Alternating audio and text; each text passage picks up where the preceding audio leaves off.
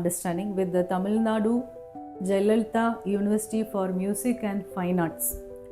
So they have different grade exams starting from grade 1 to grade 8. Yes.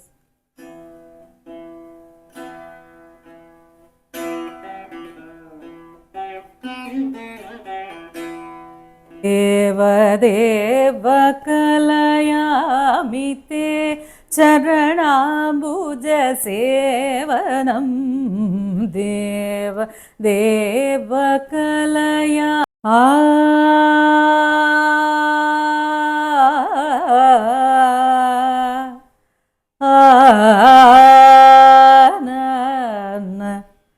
ததரே ஏதேதோ எண்ணம் வளர்த்தேன் உன் கையில் என்னை கொடுத்து திக் தங்கட தகதிரி கிடத்துக்கு தோம் த தோம் திக் தங்கட தகதிரி கிடத்துக்கு தோம் த தோம் திக் தங்கட தகதிரி கிடத்துக்கு தோம் த தோம் ததீம் கிணத்தும் தா ததீம் கிணத்தும் தா ததீம் கிணத்தும் திக் தங்கட தகதிரி கிடத்துக்கு தோம் த தோம் திக் தங்கட தகதிரி கிடத்துக்கு தோம் த தோம் திக் தங்கட தகதிரி கிடத்துக்கு தோம் த தோம். Welcome to my channel, A Friend Chat with Anbu. Can you tell about your early life? Yes. So basically, I am from Trivandrum, a very richly cultural oriented place and a cultural community where they give a lot of importance for classical music. And my family, like starting from my grandfather, he was into free service for the field of devotional and Carnatic music. So that was my introduction to Carnatic music. So it happened in my family itself. And around the age of 7, I was identified by my school music teacher, and she added me to the school choir. And then she told my parents that this girl is singing so well, you should teach her formally, please put her for formal training. And that's how it started, the formal learning part started. Okay. But then my guru, Jayalakshmi Srinivasan, I don't want to call her a teacher, she was a real guru. Okay. So guru is more than a teacher. So guru was like, she was not only teaching us music, but she was also telling us, teaching us, molding us into how a human being should be. Okay. You win competitions, yes. The first prize, yes. There are hundreds of first prize behind you. That doesn't stop you from practicing or learning further. Okay. So she used to motivate like, you have to keep learning, keep improving, keep improving. Yes, you are good, but there is a level beyond this. When you reach that level, there is still a level beyond that. So this. So you are telling like an athlete, okay? Every day wear your shoe and go jogging. Yes, like yes. something like that, you know. So it doesn't mean that you reach 9 second, 10 second. Very next day you need to warm up and you need to do a practice. Yes. Okay, very good. Still I have to do that. Still I do that. So every day I have some time for my music practice. I still practice the basic. It's something called the varishas in Carnatic music. We have to practice the varishas and the akara sadhakam, that is doing for the same swaras. This will always keep your voice in a good form. So this has to be done every day. If I don't do it for 2 days, I'll struggle to sing a concert. If I don't do it for 3 days, my surrounding people will come to know that something is wrong. That's just nothing but So it's it's like, you know, you would have been an early life, like, you know, people will take ice cream and people will drink cool drinks, all those stuff. So you would not have an option to do all these things because you are into Carnatic music, right? So how do you handle those situations?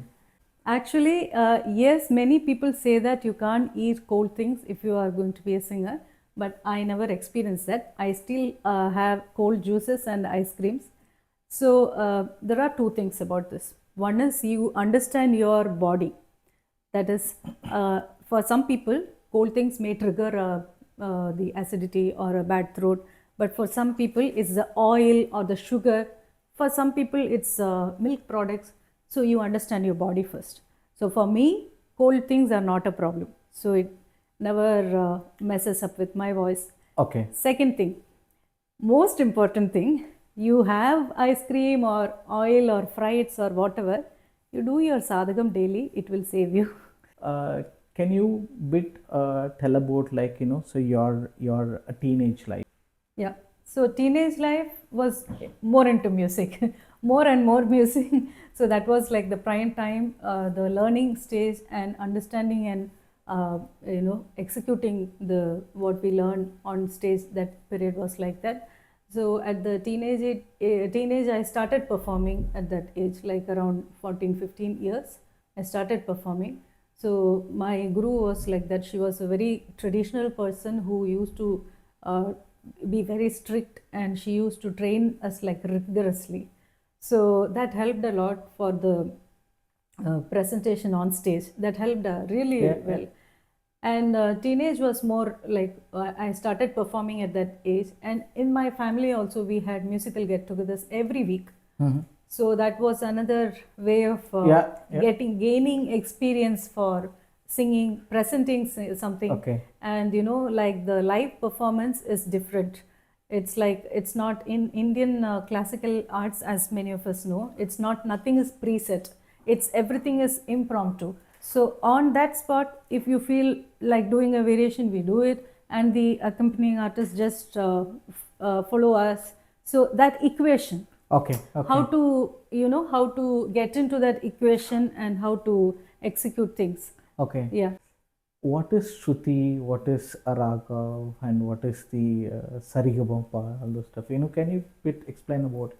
Yeah, it's quite simple. Shruti is nothing but it's stability. Yeah. If you tell if you tell like philosophically, it's stability. So Shruti, the first step in training is to catch the Shruti. If Okay. you play the tampura, Yeah.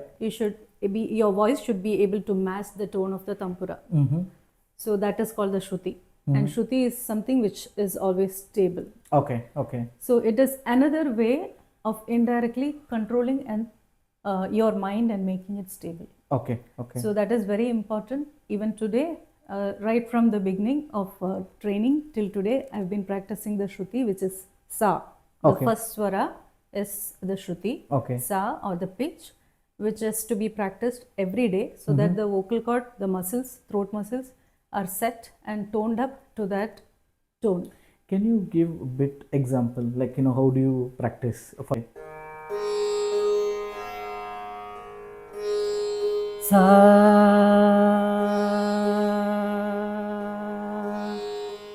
sa,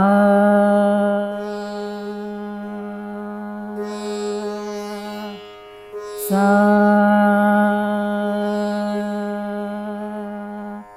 So the multiple times of singing sa, sustained sa, is to to ensure that the voice is becoming Okay. stable. As you have observed, the first time I sing sa, the voice will be little shaky.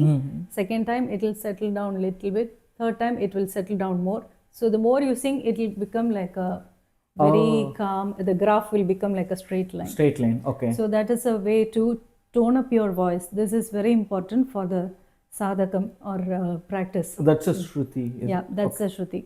Okay. So other swaras are all based on this sa. It's all relative frequencies.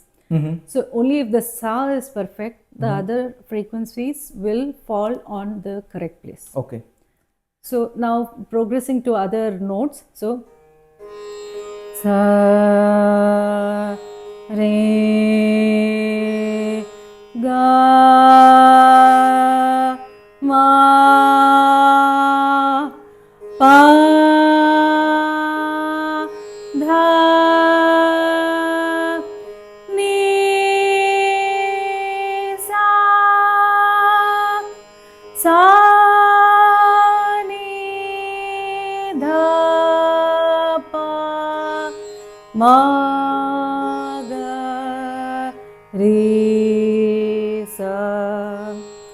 So we have, every music student knows that the first chapter that they learn, the very first chapter in the initial training session, is called Sarali Varishas. So this is, they learn this and just, okay, I am done. I am done with the Varishas level. Now I am in songs. Let me forget the Varishas. No, that's a dangerous thing to do. The more advanced you go, more become more and more closer to the varishas, to the basics, Okay. because that's where the strength is. Okay. To go deep and deeper Okay. into that. Okay. So the deeper the foundation, your quality of singing would be higher.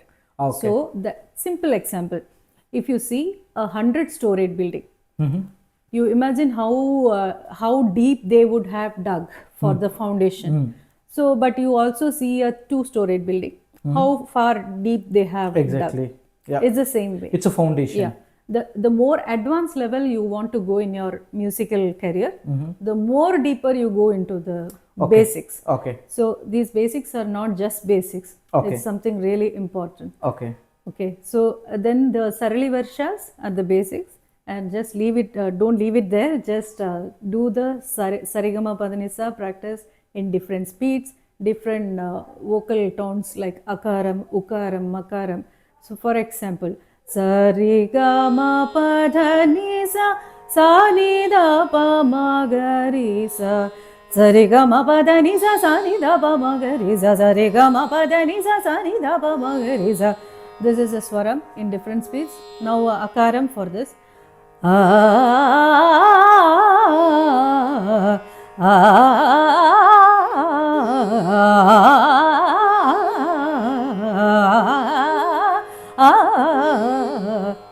This is important for every student, every singer, every professional singer, everyone till their last breath in their life. This is very important. Okay. So not only this, I just showed one varisha. There is a whole set of 15 varishas in this chapter, and there are more varishas. Like the varishas are just exercises of swarams. Okay. So different combinations of swaras. These are very important. Basics are really important. Yeah. So all the varisha chapters have to be practiced in different speeds and also in akaram compulsorily. Okay. For every music student of every level, even for myself. Yeah. And what was your ambition when you were in teenage or the young age? Teenage, yes, young age, I wanted to pursue my profession in airline industry. Okay. I did that.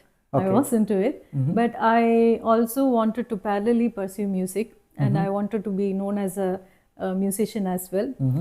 For example, like Emma Subbalakshmi or Sudha Raghunathan. These two were my role models. I would say, like I would watch their concerts on TV, or I would listen to their concert on radio, or like sometimes I had chance to visit their concerts at many venues.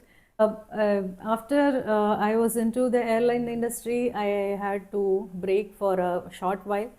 And then I never went back because music stopped me to pursue more music. And that's when I started teaching. So I had a feeling that I want to pass the knowledge to the next generation. That's what started me to teach, that inspired me to teach. Okay, where do you start? Is it in Bangalore or? Yes, I started teaching in Bangalore. So it was like just for my friends' kids who really wanted a music teacher in their neighborhood. So I started teaching for them, but then it just grew suddenly. Their friends came in and their friends came in. It just happened, and it became like a full-fledged music school. Okay, music school name? It's called Amrita Varshini. Okay, is there any special tag to it or? Yeah, Amrita Varshini, there is a lot of thought that went into deciding this name. Amrita Varshini is the name of a raga or a scale. It's a Audava raga, which is called a pentatonic scale, Anjaswaram, 5 swaras raga. And Amrita Varshini, the word means Amrita Varshini, means Amrita is nectar, Varshini is to pour. Yeah. So the nectar should pour. Okay. So it's a lot of for me, the nectar of music, the nectar of musical knowledge should flow. Okay. It should pour to the students, to the next generation. Okay. That's why I decided to name it Amrita Varshini. Okay, so we are in Belgium today. So what is decided and how do you land in Belgium? To Belgium, we never expected that we would come to Belgium. We came as part of my husband's project. Okay. He's a software engineer, and we came just for the work. And Interestingly, I found some musical enthusiasts and people who wanted to learn, and people who were willing to host me as a concert. I mean, in my concert, they wanted to see me perform. So I started again here, like from scratch. Like I started training children, adults, everyone, all age groups, and I started performing here. Okay. So here also the student family, it grew and Okay. grew and grew. It just Okay. became large. And today we have around 85 students Okay. all over Belgium, Mhm. Netherlands, Norway, Okay. all together. Okay. And by the way, I was also trained in Veena by Guruji GRS Oh, one Murthy. more. Yes, Oh, I okay. play Veena as well. Okay. So these are all my Oh. Veenas that play every day. So I teach Veena as well. So we have vocal students and Veena students. Okay. And I am also trained in Konnakol. That is, Konnakol is a rhythmic language. Yeah. Konnakol, you know what it is? Yeah. Like the rhythmic syllables, like tarikitatom or tadinkinatom. So these kind of syllables are to be rendered in a specific way, on a talam, on specific speed, and there are calculations for that. So it's an art, so which has to be learned separately. Okay. And I was trained by Guru Mannarkol J. Balaji. He's a senior Madangam Vidwan. Okay. So I learned under him for about 10 years to Okay. master this art. Art of calculations and mathematical calculations in this music. And then, can you bit tell about your doctorate? We know that you are Doctor Huma. Yeah, it's actually an honorary doctorate, and I was awarded this in the year 2022. Okay. But the real doctorate is due. I am pursuing an integrated PhD, so my research work is it's PhD. going on. Yeah. Oh, wow. So age is just a number. Okay, you can do anytime. Yes. That's what it is. Okay, you are doing a real PhD. Okay. I am doing some research work on the concept nada. Okay. It's a sound. Okay. About sound. Okay. So, can you talk about your the musical classes here? Yes, it's a long process, and first thing I noticed here, the challenge for Indian community, the challenge for Indian kids, they are away from India, so they are not getting to see the Indian culture in their eyes, through their eyes. So what they come to know is through media or through someone telling them, like their parents or friends. It happens in India, the concerts happen like this. They have that knowledge, that's all. So the first thing, it is difficult to make them understand and get them, that feel and that emotion, and the feel while you sing, or the feel while you perform, or the feel while you attend a concert. That exposure they don't get here as much as we get in India. Okay. So that's a challenge. So it takes double effort to make them understand and bring them motivated to pursue this. Okay. That is the first challenge. Then once you get them motivated, the second question is, for them they think like, okay, what am I going to do learning all this? Where am I going to use it? So here the second challenge is, we have less opportunities. Okay. Like in India, you just go to a temple, you can perform a concert. Any kid can perform a devotional concert. Yeah. Here it is not possible. You cannot just go and sing anywhere. Okay. It's so not we possible. don't have a community. We don't have a platform. Yeah.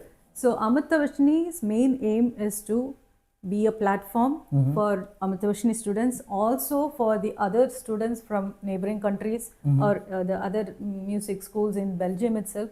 So for that, we have been organizing different types of events. Okay.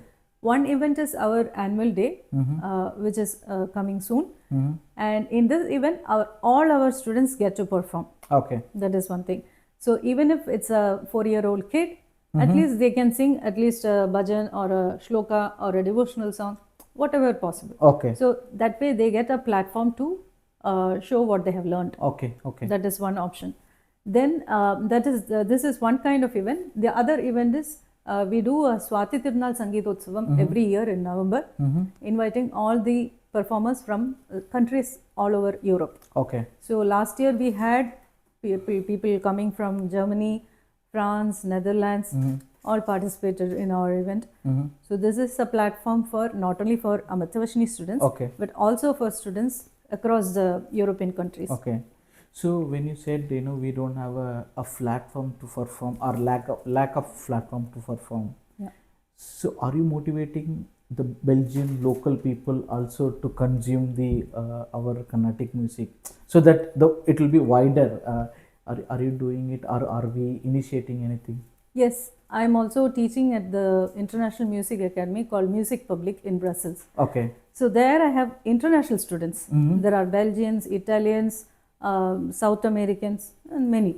Okay. So there are students who have been learning Carnatic music with me, who are non-Indians. Okay. And I also did a 1-week workshop at the Royal Conservatory of Belgium in Antwerp campus. Okay. So for their masters in music students, I did 1-week workshop for Carnatic music. So Okay. they picked up so easily, and they were surprised to see there are so much of intricacies in our traditional music. So you are standing tall in front of the European community, and again raising our flag, right? So it's a very Yes, good. it's my duty.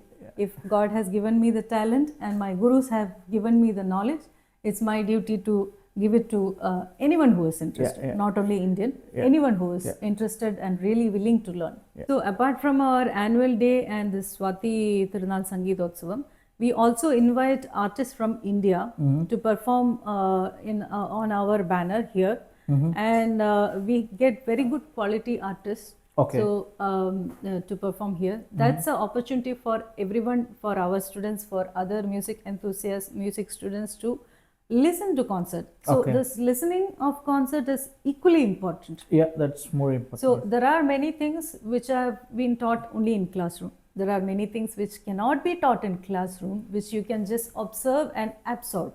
Correct. Correct. That is something you have to just attend concert and get it. The feel, the way of presentation. Some things, yes, you have to experience. So we also do that. Apart from that, we also have another flagship event called Strings of Spring.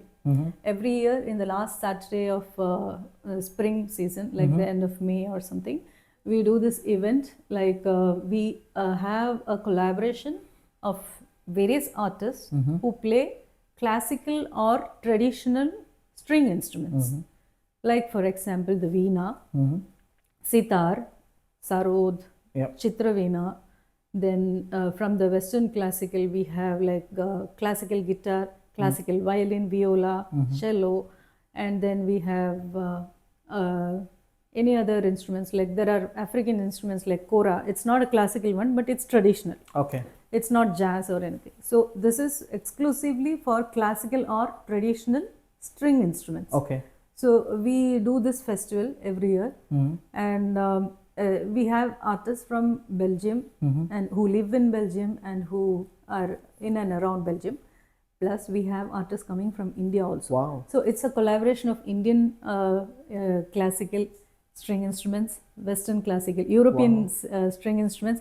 Maybe we don't know. Maybe next year we can feature some Turkish string, African string, anything. It's open to all. For the Strings of Spring, the events like this, it is one interesting fact that the local bodies like the commune or the Ministry of Embassy. Culture, or not the embassy, the Belgian government, I mean. According to this European system, they have lot of grants which is ready to be released for the art. So it's interesting if we are doing like this kind of collaborative events, which brings together the local talents, talents, and also international talents. If we can bring together few artists on a stage, so the commune or the authorities are ready to support us by giving funding, or they might give a space. They might sponsor the theater or the nice hall with the sounds, acoustics, everything.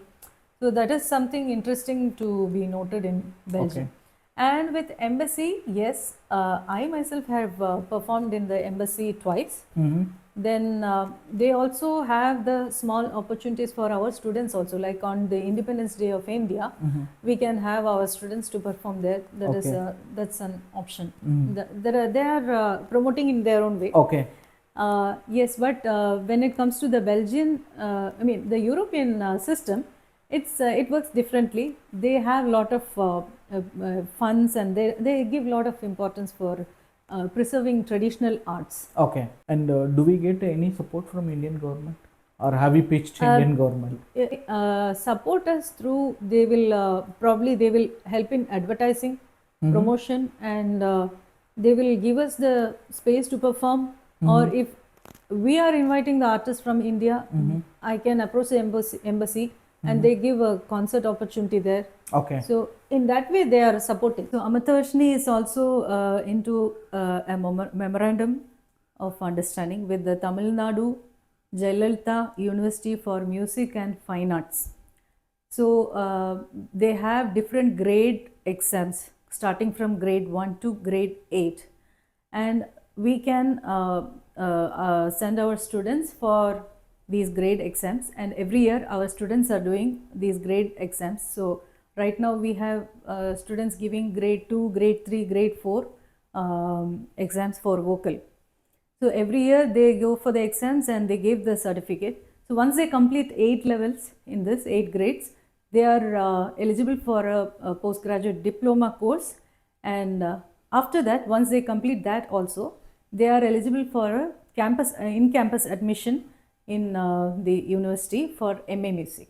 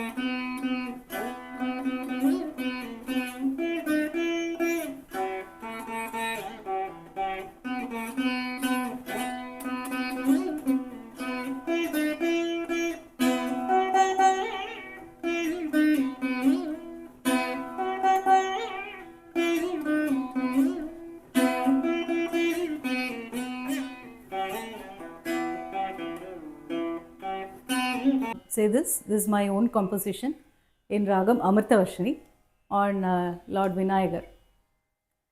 துணை புரிந்தருள்வாய் கஜமுகனே, துணை புரிந்தருள்வாய் கஜமுகனே, உன்னையே நம்பி வருகிறார் பக்தர்கள், துணை புரிந்தருள்வாய் கஜமுகனே, உன்னையே நம்பி வருகிறார் பக்தர்கள், துணை புரிந்தருள்வாய் கஜமுகனே.